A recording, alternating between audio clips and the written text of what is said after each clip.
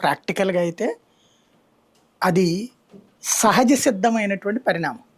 ఇప్పుడు ఒక వ్యక్తికి 5 సంవత్సరాలు లేకపోతే 6 సంవత్సరాల పదవీ కాలం ఉంది. అసెంబ్లీలో అయితే 5 ఏళ్లే ఉంటుంది, మండలిలో 6 ఏళ్ళు ఉంటుంది పదవీ కాలం.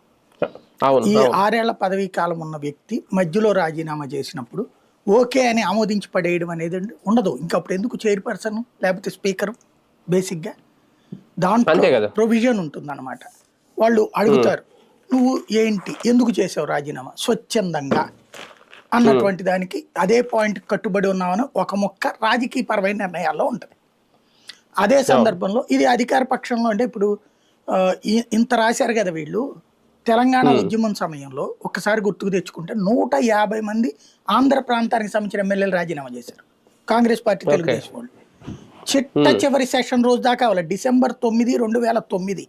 2009లోనే కదా ఎలక్షన్ జరిగింది. అప్పుడు 2009లో జూన్లో గవర్నమెంట్ ఏర్పడితే డిసెంబర్లో ఈలోపు రాజశేఖర రెడ్డి చనిపోవడం, రాజీనామా, ఈ రాష్ట్ర విభజన వ్యవహారం ఇదంతా నడిచింది. కేసీఆర్ నిరాదీక్ష ఇదంతా.